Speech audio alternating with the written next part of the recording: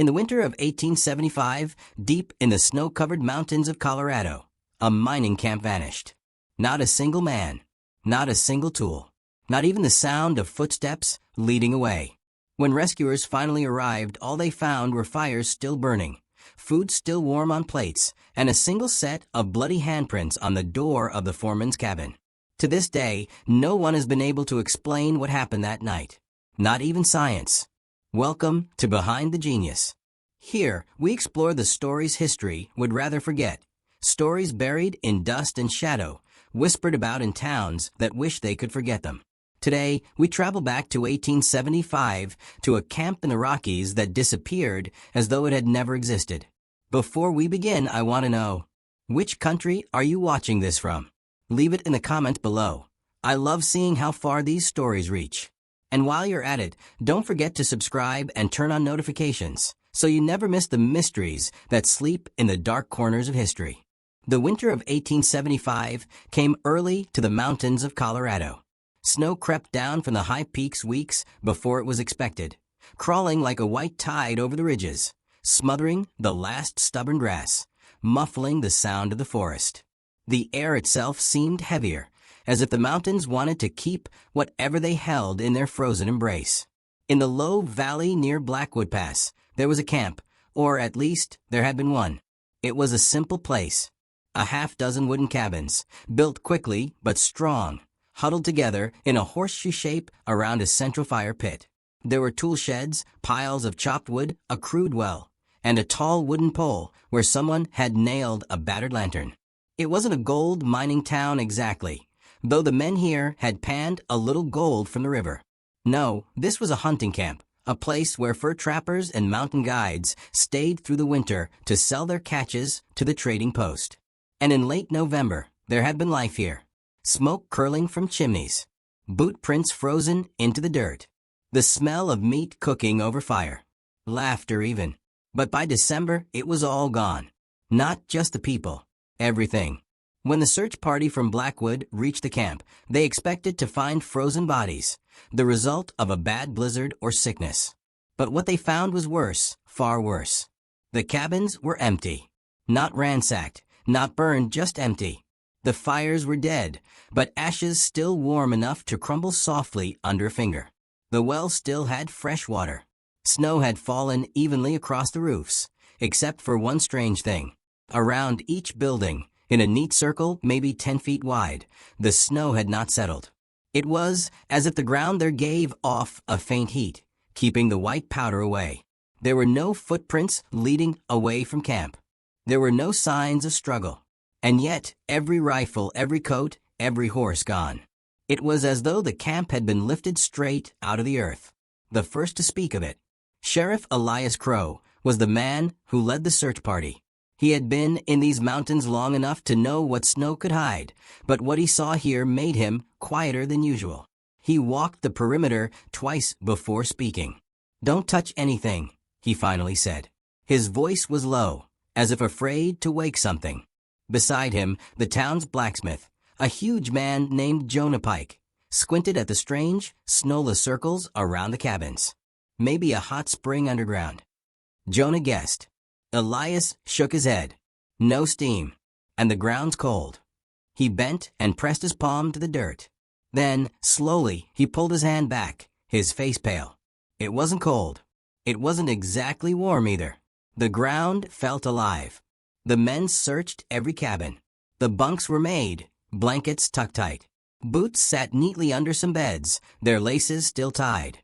On one table, a deck of cards lay mid-game, as though the players had simply stood up and walked away in the middle of a hand. Jonah noticed something odd about the playing cards. The backs were faded, but the edges looked burned. Not blackened, not curled, just a faint, perfect brown outline, as if someone had traced them with fire. They found the same strange markings on other objects too, the handles of knives, the corners of chairs, the frames of windows. A thin, even burn line, like each thing had been touched briefly by something impossibly hot. By the time the sun began to set, the search party was quieter. The forest around the camp didn't feel right. No birds called. The wind didn't seem to move the trees. And once or twice, Elias thought he heard something under the snow, not movement exactly, but a low hum, like the sound of bees far underground. The river path. That night, the men made camp a mile down the valley, unwilling to sleep inside the abandoned cabins. They built a fire and sat close, saying little. But the younger ones couldn't keep their questions down for long. Could have been you tribes, one whispered. Maybe they came and ran 'em off. No tracks, Elias said flatly. What about bandits? Took everything and left no one alive. No blood. No bodies. Jonah leaned in. Then where'd they go, Elias? Elias stared into the fire for a long moment before answering. If I knew, he said, I wouldn't still be sitting here. He didn't tell them the part that truly worried him. The part he'd kept to himself since they'd arrived. On the far side of camp, near the edge of the frozen river, he'd found a single trail of prints. Not boot prints. Not animal prints. They were bare, human feet. Small like a child's. And the steps weren't pressed down into the snow. They were raised out of it, as though the snow had grown upward to shape each footprint from underneath. Whispers in the night. The wind changed after midnight. It carried with it a sound that made the men stop talking and listen. It was faint, so faint that most of them thought they imagined it. But Elias heard it clearly, voices. Not shouting, not crying, just talking. Many voices, all at once, speaking in a language he had never heard. The sound seemed to come from the direction of the abandoned camp. And though it faded quickly, Elias noticed something awful. The moment the voices stopped, the fire they sat around seemed dimmer, weaker, as if something had stolen its heat. They left before dawn. None of the men argued about it. Back in Blackwood, when Elias reported what they'd found, the townsfolk had mixed reactions. Some thought the men were drunk. Others whispered that the camp had been cursed from the start, that the land by Blackwood Pass belonged to something older than people. The preacher suggested the missing men had been taken by the devil himself. But the old fur trader, who lived near the pass, had another idea. You ever heard of the hollow time? He asked. Elias frowned. What's that supposed to mean? The trader shrugged. A place where hours ain't like ours. Where days can slip and people can slip with them. My grandfather told me once, if you hear voices in the hollow time, you don't answer. You don't even listen. Because if you do, they'll know you're there. Elias tried to dismiss the old man's words, but deep down, he remembered the hum under the snow, the strange burn marks, and the child's footprints that grew upward. And he wondered if the trader was right. An ominous decision. 3 days later, against Elias's advice, another party went up to the camp. They were armed, cautious, and skeptical. They never came back. When spring finally came, the snow melted, and the path to Blackwood Pass was clear again. But where the camp had once stood, there was nothing, not even the cabins. The ground was bare, and the earth looked freshly turned, as if something beneath it had swallowed the place whole. And yet the strangest thing was this: around the bare patch of earth, in the same neat circle as before, no grass grew. No flowers, no weeds. Just dead, dry dirt. The locals stopped going near Blackwood Pass after that. But sometimes, on still nights, if the wind was right, people swore they could hear faint voices drifting down from the mountains, speaking in that same strange, unplaceable language. If you were part of Sheriff Elias Crow's search party, would you have dared to spend a night inside the abandoned camp, or would you have left immediately? Tell me in the comments. And also, which country are you watching this video from? The forest at night was never truly silent. Even the cold months, something always stirred. The whisper of a branch in the wind, the faint crackle of ice breaking in the creek, the faraway cry of some lone creature. But after the disappearance at Ironwood camp, the woods fell into a silence so deep it seemed to reach inside your chest and hold your breath still. It wasn't the absence of noise. It was the presence of something else. Something that was listening. Sheriff Alcott and his search team moved through the forest in single file, their boots crunching over frost-crusted leaves. The moonlight pooled faintly on the snow-dusted ground, giving the pines an eerie silver sheen. Every now and then, one of the men would pause and tilt his head, certain they'd heard a footstep behind them. But each time they turned, there was only the empty path the tall shadows of the trees swaying gently, as if mocking them. The camp had been full of life just 2 days earlier. 23 log cabins scattered in a neat ring, a central fire pit, and a long mess hall where miners and trappers ate together at night. Now it was abandoned. The search party had found plates still set at the tables, half-empty mugs frozen solid in the cold, a deck of cards spread mid-game on a wooden bench. And yet not a single person remained. No signs of struggle, no blood, no footprints leaving camp. Just gone. One man, a trapper named Milton Hodge, broke the silence. His voice trembled as he whispered, "They didn't leave. They couldn't. Something came and took 'em." The others shot him warning looks, but none of them could quite argue. The footprints around camp all stopped abruptly, as if every last man, woman, and child had been lifted straight off the ground. They pressed deeper into the pines, lanterns swaying, their light barely breaking through the blackness between the trees. Somewhere in the distance, a single knock echoed. It was not the crack of a branch. It was deliberate. 3 slow knocks, spaced apart. The sound traveled through the ground as much as through the air, and every man in the group froze. "Who's there?" the sheriff called out, his voice steady but low. No answer. The knocks came again, closer this time. 3 slow knocks. Then silence. The group turned toward the sound, but the forest played tricks with their ears. The direction was never quite the same. Some swore it was ahead, others thought it was behind. Then, without warning, a figure appeared between the trees. It was a man, tall and thin, wearing a coat too light for the weather. His eyes were open wide, staring at something far beyond the search party, and his mouth moved silently, as though he were speaking to someone only he could see. Sheriff Alcott stepped forward. "Sir, are you from the camp?" The man's head snapped toward them. His lips stopped moving. For a long moment, he only stared, his face pale under the moonlight. Then he whispered one word, "Hide." Before anyone could speak again, the man turned and bolted into the forest, moving with an unnatural speed, his thin frame weaving between the pines until the darkness swallowed him whole. The sheriff ordered 2 men to follow, but they returned within minutes, shaken. "He's gone," one said. "We chased him straight, but the trail kept turning us around. We ended up right back where we started." The party decided to press on toward the ridge beyond the camp, hoping for some sign of the missing settlers. As they climbed, the air grew colder, not just the natural chill of winter, but a sharp, biting cold that seemed to seep from the ground itself. The lantern flames began to flicker, and some went out completely, as though the air itself resisted the light. Halfway up the ridge, they came to a clearing. In the center stood a single cabin, one none of them remembered being there before. It looked older than the rest, its logs blackened with age, the roof sagging, the door crooked on its hinges. No snow lay on its roof, even though everything else around was blanketed white. "Was this here before?" someone whispered. No one answered. Sheriff Alcott approached, hand on his pistol, and pushed the door open. The inside was dark, the air thick with the smell of damp earth and something else, something sweet, like rotting flowers. Against the far wall sat a table, and on it 23 small wooden figures, each carved crudely, each wearing a painted face that matched someone from the camp. The figures were arranged in a circle, just like the cabins had been. The sheriff reached out to pick one up, but before his fingers touched it, every figure on the table toppled onto its side, one after the other, as though pushed by an invisible hand.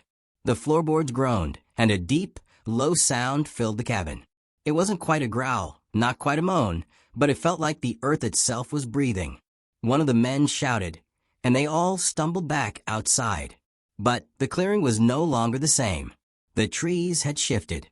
The path they'd taken to get there was gone. In every direction, there was only forest. Then came the knocks again. 3 slow knocks. This time, they were so close the sound vibrated in their ribs. Sheriff Alcott turned in a slow circle, lantern raised high. The darkness between the trees seemed thicker now, almost liquid. Something moved within it, tall shapes, too thin to be human, gliding silently between the pines. The figures didn't come closer, but every time the men blinked, they seemed to be in a different spot, watching. Milton Hodge dropped his lantern and ran. The others shouted after him, but his figure vanished into the black without a sound. No snapping branches, no fading footsteps. Just gone like the rest of the camp. Panic set in. The search party stumbled through the trees, desperate to find their way back to the ridge or the camp. But every path seemed to twist back on itself, leading them in circles. The lanterns went out one by one until only the sheriff's remained. He gripped it tightly, jaw clenched, refusing to let the dark take them entirely. Hours, or perhaps minutes, time seemed strange here, passed before they finally stumbled back into the clearing where Ironwood camp had been. Only it wasn't there anymore. The cabins, the fire pit, the mess hall, all gone. In their place was a flat stretch of snow-covered ground, smooth and untouched, as if nothing had ever been built there at all. The sheriff stared at the empty space, his breath clouding in the frigid air. Then, faintly, beneath the snow he saw it, a shape.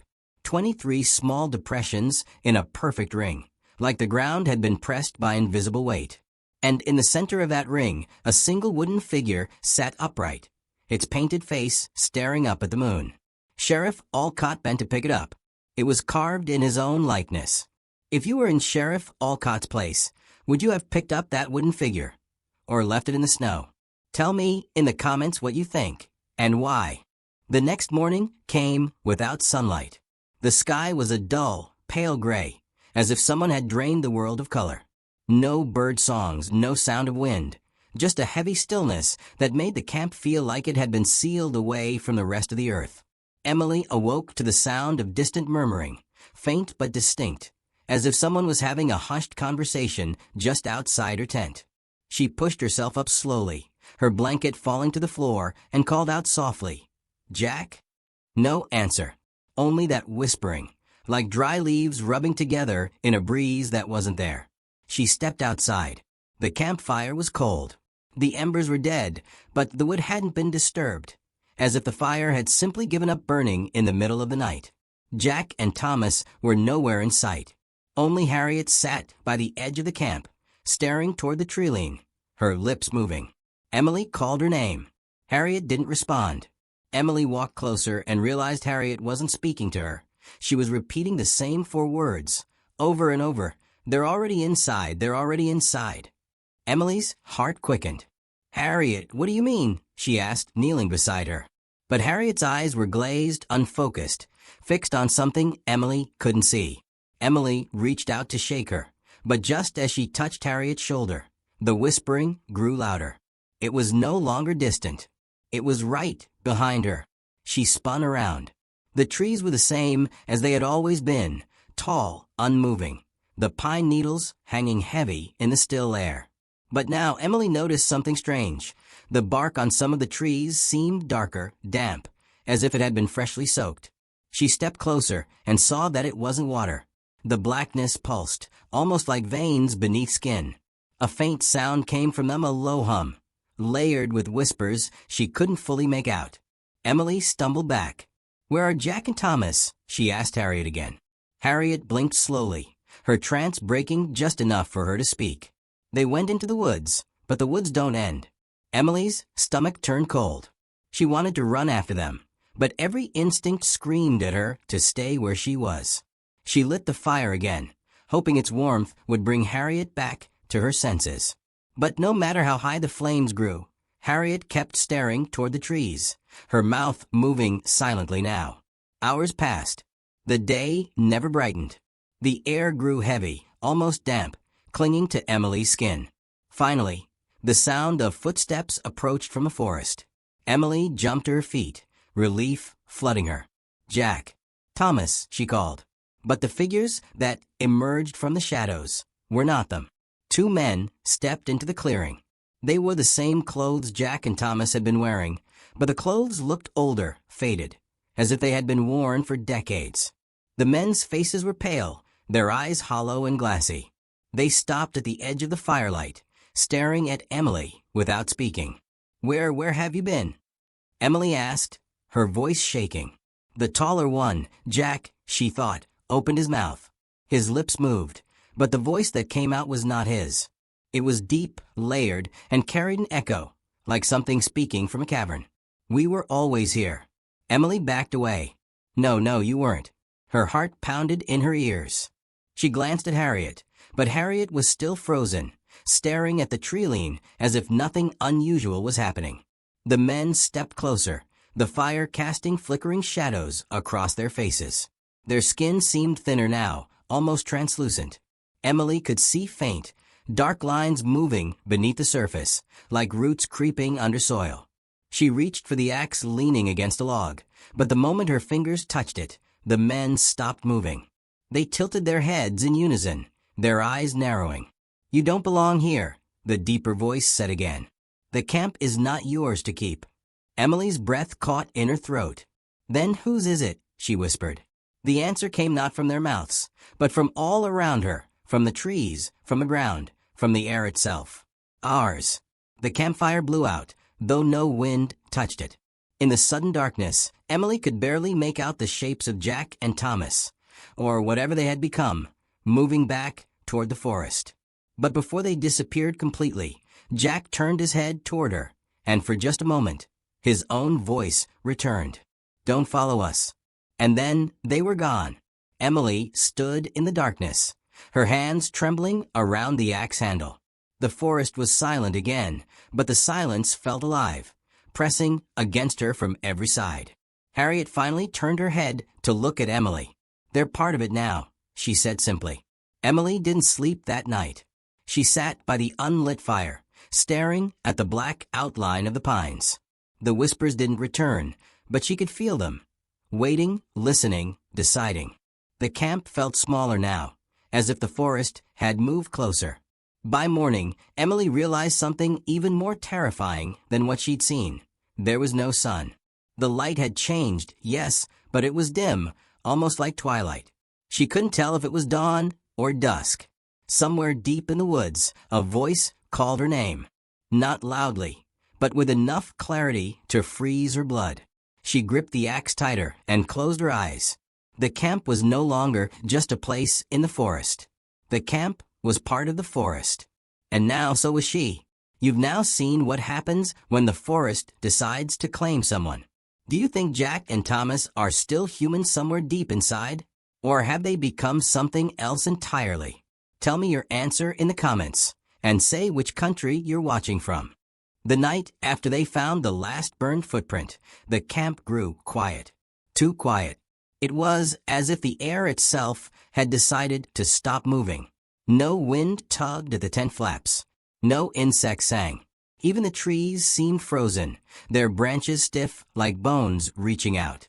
Henry sat near the fire, but the flames burned low and weak, as though they didn't want to be here either. He watched the embers twist, their light flickering against the walls of the tents, and felt a weight in his chest, a slow sinking, like something beneath the ground was pulling on him. Sam didn't speak much anymore. He just kept sharpening his knife, even though there was nothing left to cut. The sound of the blade against the whetstone was slow and steady. S-A-C-H, like a quiet breathing that followed Henry everywhere. Sometimes, he thought the sound came from behind him, from the forest itself. On the fourth night, they heard it for the first time. It began as a low hum, like the earth was groaning. It came from beyond the ridge, somewhere near the hollow where the ground dipped and the grass grew in strange, twisting patterns. Henry woke to it in the middle of the night and thought it might be a storm rolling in, but there were no clouds, no lightning. The sky was perfectly still, black as coal, sprinkled with stars that looked too sharp, too close. Sam stood at the edge of camp, staring toward the sound. "It's coming from a hollow," he said, without looking back. His voice was flat, like he already knew something Henry didn't. Against better judgment they went. The hollow was darker than the forest around it. The trees leaned inward, their branches knitting together above like fingers, shutting out the moonlight. As they stepped down into it, the hum grew louder, and Henry felt it under his boots, a faint vibration, steady as a heartbeat. The air was colder here, but it wasn't the sharp cold of winter. It was a wet cold, the kind that clings to skin and sinks into bone. At the center of the hollow, the ground bulged upward in a mound of soft earth. The grass on it was bent, flattened in a spiral pattern, like something had been spinning there. The hum was loudest here, so loud Henry's teeth ached. Sam crouched down, pressed his ear to the soil, and froze. "It's breathing," Sam whispered. Henry laughed once, quick and sharp, but it sounded wrong in this place. Then he crouched, pressed his own ear to the mound, and heard it. A slow inhale, then a slow exhale deep below the dirt. Not like wind in a tunnel, not like an echo. This was alive. He pulled back fast, heart pounding, but Sam didn't move. Sam was staring at the mound now, his eyes glazed like he wasn't really seeing it, but something far beyond. Henry shook him. No response. Then the mound shifted. It was small at first, just a tremor, like dirt settling. But then the soil rose and fell in a slow rhythm, each swell matching that impossible breath. The hum deepened, vibrating through Henry's chest. He grabbed Sam's arm and yanked, but Sam stayed rooted, as if the ground itself had claimed him. A shape began to form beneath the soil. Not fully, not clearly, just the outline of something massive, its curve pressing upward like the back of a giant creature, sleeping just below the surface. Henry saw the spiral in the grass tighten, the blades twisting together until they lay flat, pointing toward the center of the mound. The hum stopped. For a moment, there was nothing. No wind, no sound, not even their own breathing. Henry realized his lungs ached. He had been holding his breath without noticing. Then came the exhale. It wasn't from the mound anymore. It was all around them, warm and damp, like the entire hollow had leaned in to sigh against their skin. Henry yanked harder on Sam's arm, and this time he moved, stumbling backward. The mound sank slightly, the soil loosening. They ran.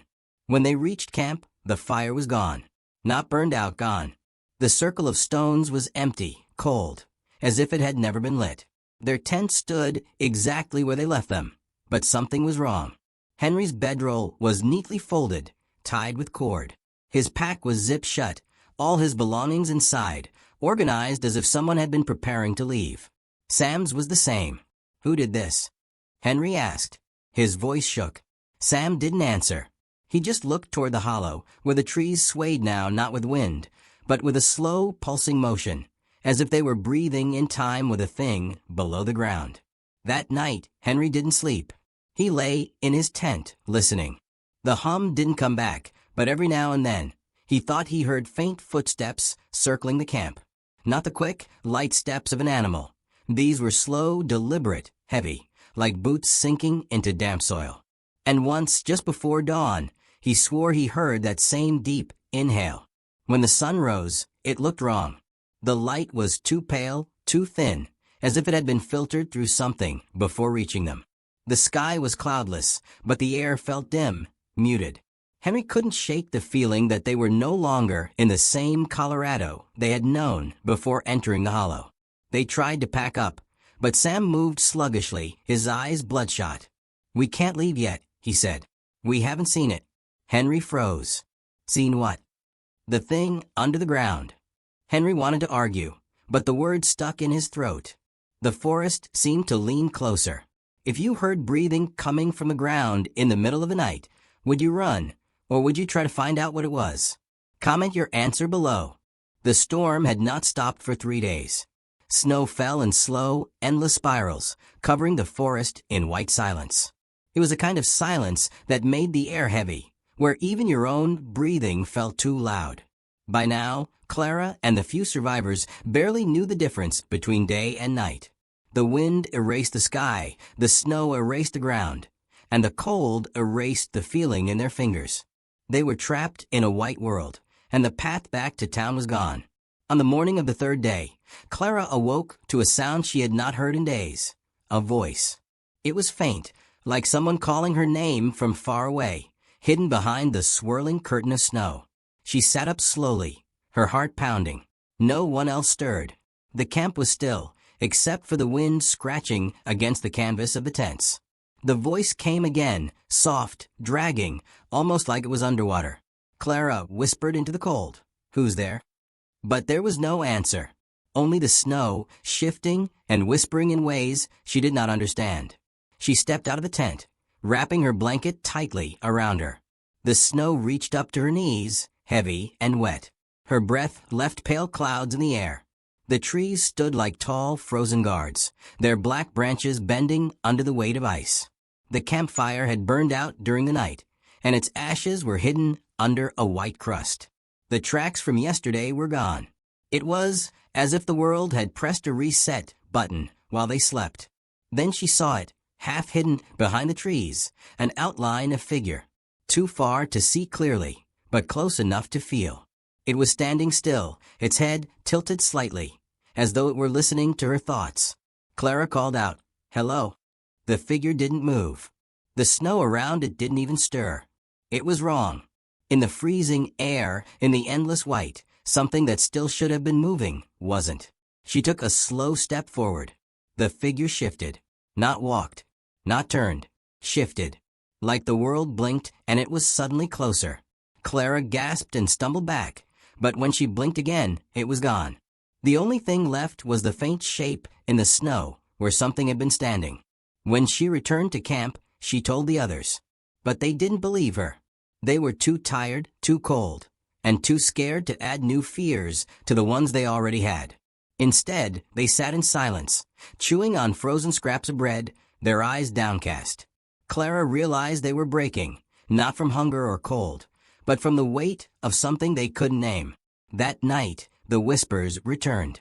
Not just one voice this time, but many, low and winding, as though a dozen mouths were speaking into her ears at once.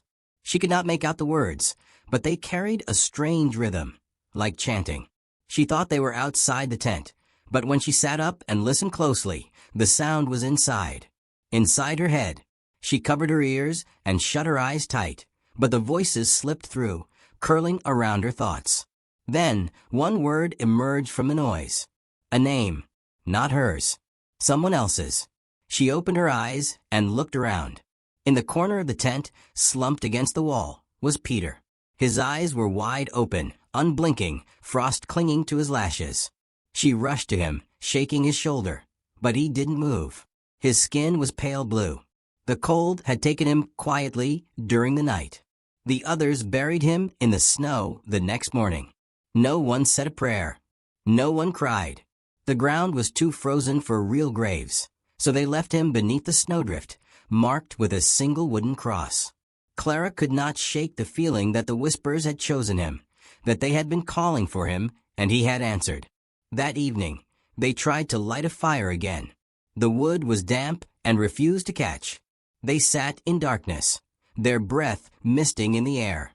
Then, in the distance, there came a flicker, light, faint but unmistakable. A campfire. Clara's heart leapt. Maybe there were other travelers. Maybe they could find help. But as soon as they stood, the light moved. It didn't fade like a normal fire. It simply appeared in a different place, deeper in the woods. They followed it, stumbling through snow and ice, each step slower than the last. The light drew them in, but no matter how far they walked, it always stayed just out of reach. It was only when the wind shifted and the snow thinned for a moment that Clara saw the truth.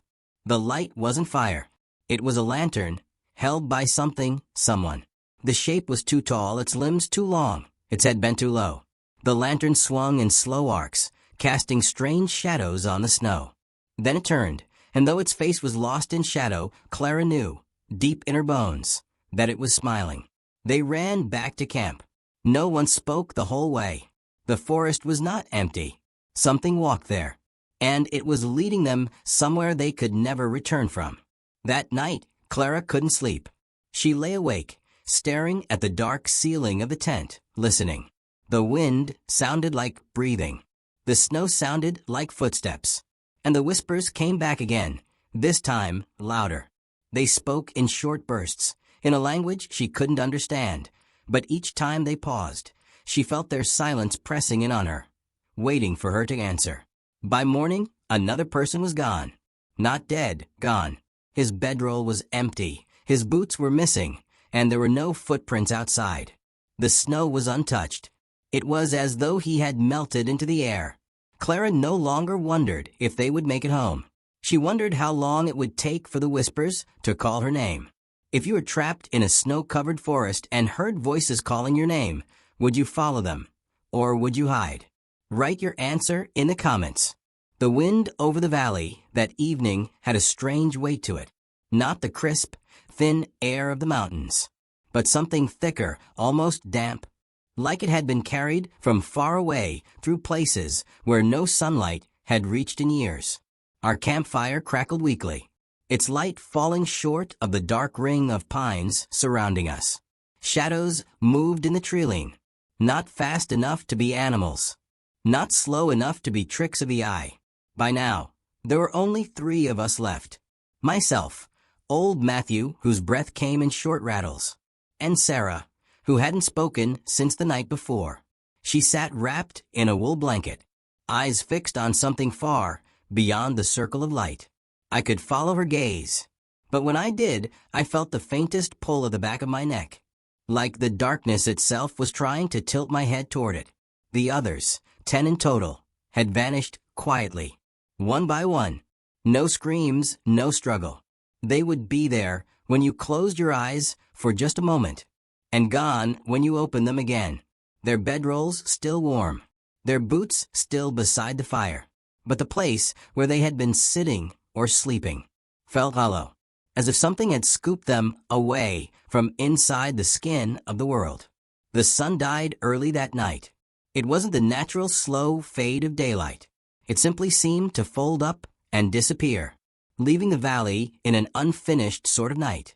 A night that still smelled faintly of day, but was blacker than midnight should be.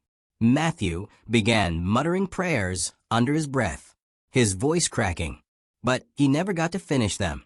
Something, a sound, a whisper without air, moved between us. I couldn't hear words, but I felt them pressing against my ears, as if they were being spoken from inside my head. It was neither male nor female, neither near nor far, and though it made no promise, I knew in my bones it had already decided something about me. Sarah rose slowly, the blanket falling from her shoulders. Her skin was pale in the firelight, but her eyes were wrong. Not black, not white, not even human anymore, but a color I can't put a name to. A color that made my stomach twist and my legs weaken. She didn't look at me or Matthew. She looked beyond us, into the tree-line, and then she began to walk. Sarah, I tried to call, but my voice came out like a broken reed, thin and useless. Matthew reached for her, but his hand passed through the folds of her dress like it was smoke. And then she was gone, not swallowed by darkness, but folded into it, like a page turning in an invisible book. The fire gave a single sharp hiss, and then it died, leaving nothing but the crackle of cooling wood and the thick weight of the dark. Matthew's breathing grew faster beside me. I won't, he started, but then there was a sound like cloth tearing, only wetter, and he was simply no longer there. Not fallen, not taken, just absent. I sat alone. The wind had stopped. The trees had stopped moving. The cold was sudden and deep, and yet my own body felt strangely calm, like I had been sitting there for hours, or days, or years. Time was not moving the same way anymore. From somewhere in that impossible dark, I heard the faint jingle of metal, the sound of our camp's cooking gear swaying gently on its hooks. It shouldn't have been possible. There was no wind to move it, and yet I heard it. I also heard footsteps. Not loud, not heavy, but steady, coming closer from all directions at once. They stopped just outside the place where I should have been able to see. And a voice, if you could call it that, spoke inside my chest. It didn't ask. It didn't threaten. It simply told me that it was time to leave. I don't remember standing. I don't remember walking. But I do remember looking back over my shoulder and seeing the valley empty. No tents, no fire, no footprints, just untouched snow, smooth as glass under the pale light of a moon I could no longer find in the sky. They will tell you the camp never existed, that the snow covered everything before anyone could investigate, that people vanish in the mountains all the time. But I know better. And if you're watching this now, I want you to listen very closely. The valley is still there. And on certain nights, if you stand very still, you might hear the faint jingle of cooking gear in the wind. If you do not follow it. Final question for viewers. If you were the last one left in that camp, and something in the dark told you it was time to leave, would you obey? Or would you stay until morning? Tell me in the comments.